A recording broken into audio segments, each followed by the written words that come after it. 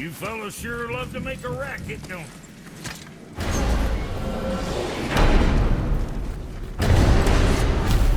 I don't know what we'll find when we get to Jotunheim, but we must cover our tracks. Odin's ravens will tell him of the tower's restoration, and we mustn't let our efforts be to his benefit. Very well.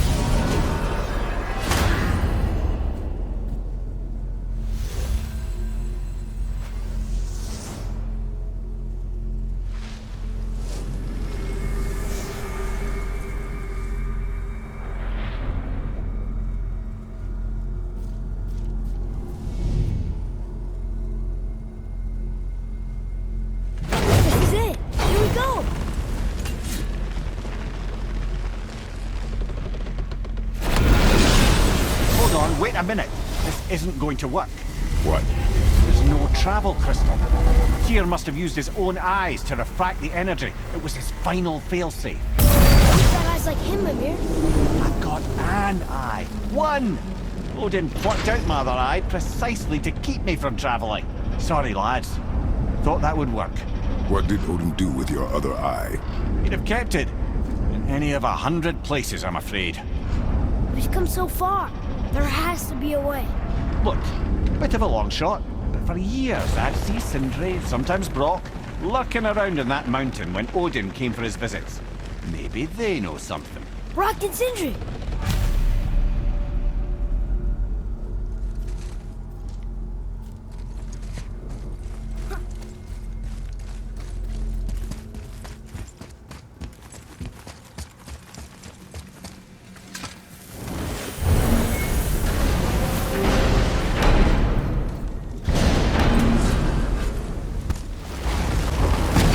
Once more to the horn.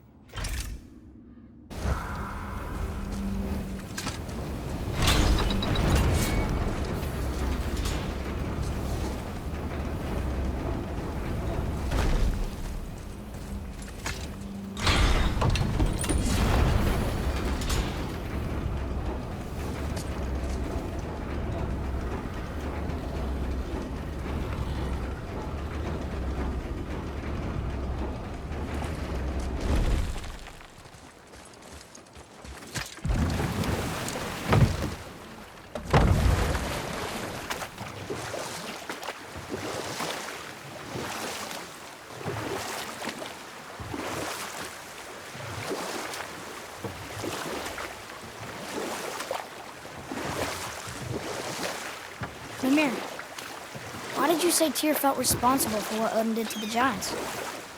There was an incident shortly after the forging of Mjolnir, when Tyr arranged a diplomatic meeting between Odin and the giant kings. Well, this was when the Long War was young, and victory was still a thing dreamed of, and the Jotnar might have tipped the balance between Aesir and Vanir. Odin had persuaded Tyr that the hammer was merely a deterrent, a means to broker peace from a position of strength. Tyr was hopeful to convince all parties they would prosper best through peace. He knew the giants were deeply concerned about the hammer, a super weapon in hands they did not trust. But they trusted Tyr. Tyr always believed the best in people, and taking Odin at his word in his desire for peace, he brought the Raven King to Jotunheim. From there, things unraveled quickly. The giants anticipated Odin's trickery and exposed his true agenda to spy and steal their secret wisdom. With magics, they expelled Odin from their realm and cursed him never to return. Frustrated, Odin visited his fury upon the giants of Midgard. Thor unleashed Mjolnir's might upon any giant he could find. None could stand against the tide of slaughter that followed. Or I can just tell you this story later.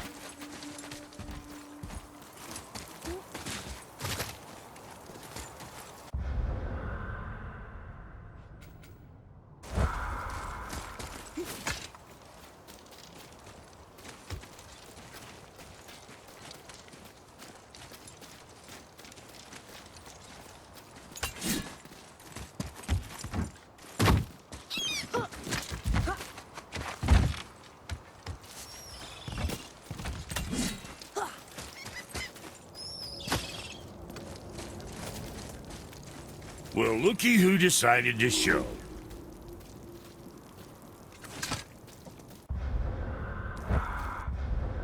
Talk to this here ring. What? I can't hear thoughts from rings, Brock. It's talking to me! It's Andvari! Ha! Knew it. He says he went to the Velnder mines to observe his mistake, but then the Soul Eater attacked, so as he was being ripped apart, he cast a spell that removed his soul and put in this ring. And then he... What about all his stuff? Huh? Andvari had a workshop here with all sorts of posh doodads and ornatory tools. And one beaut of a hammer. You make mention of it still in there? You're upsetting him. Your point? You fellas take Andvari with you and go have a look-see. If you find his hammer, I'll whip up something real nice for you.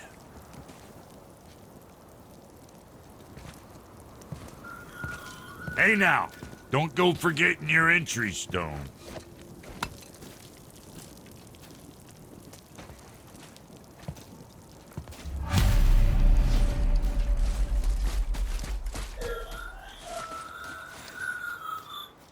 Andvari isn't happy about us taking his stuff. I do not care. I'm not gonna tell him that.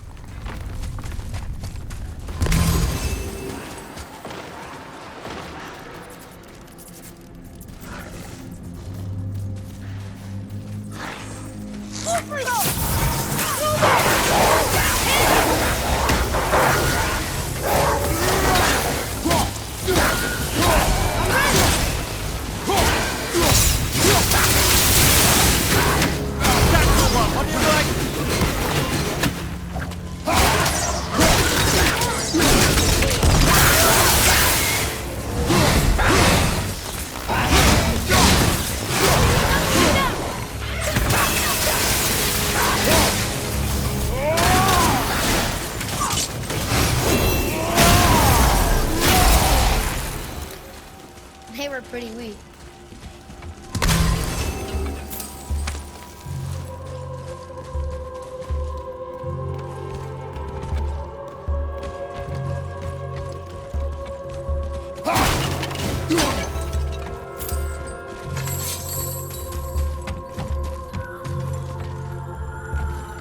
Andvari says this dwarf was part of his crew, that he died because of his mistakes.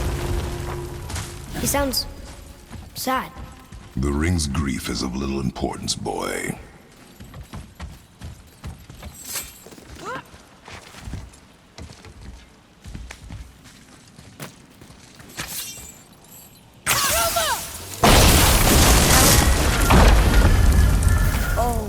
did not like that.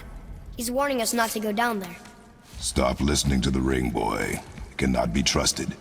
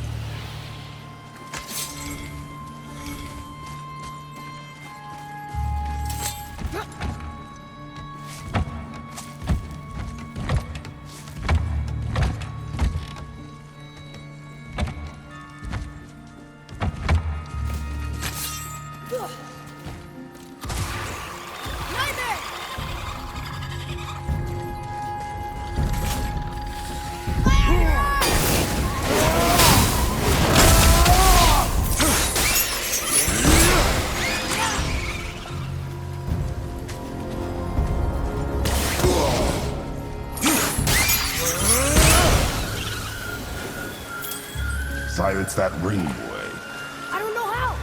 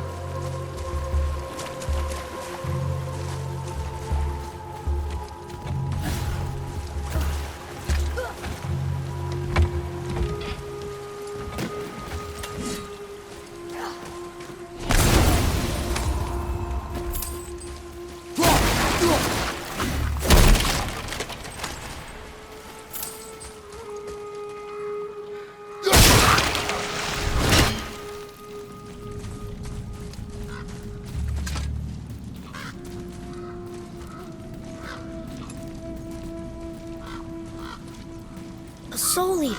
And a traveler. Guard up.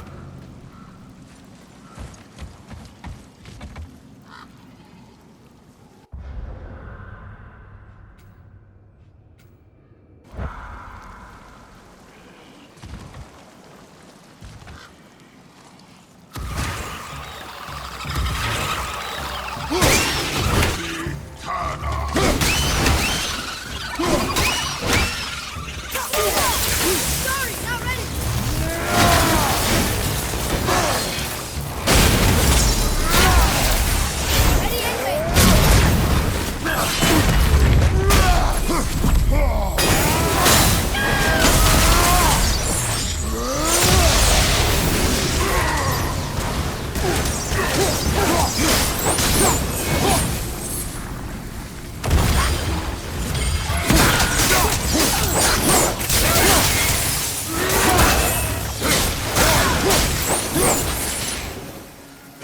showing him.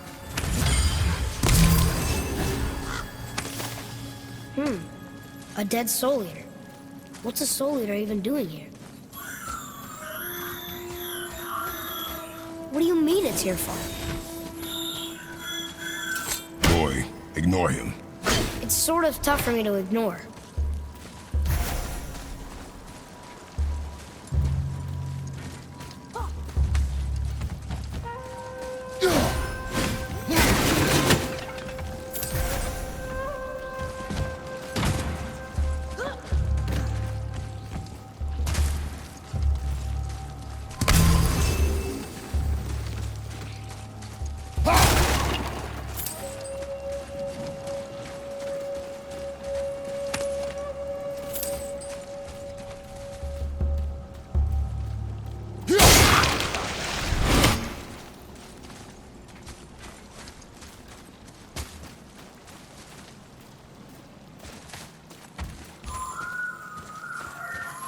He says this chest will trigger a bunch of traps.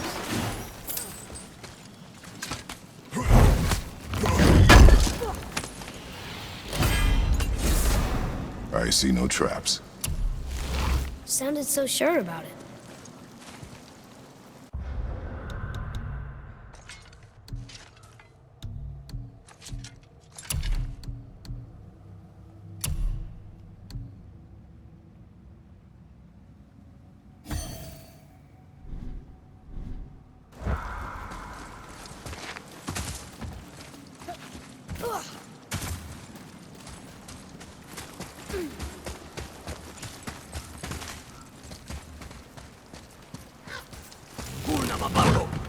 Enemies ahead!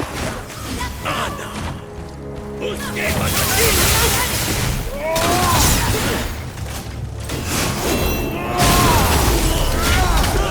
the red!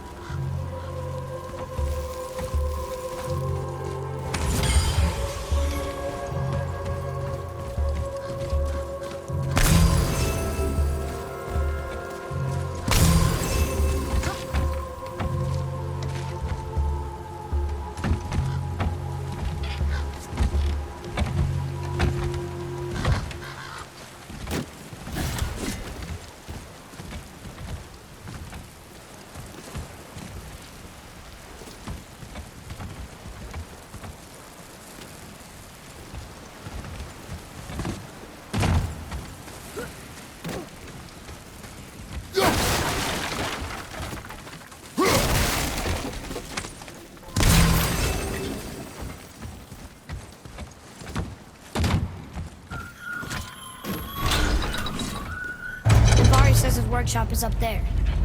But I know. Don't trust the talking ring.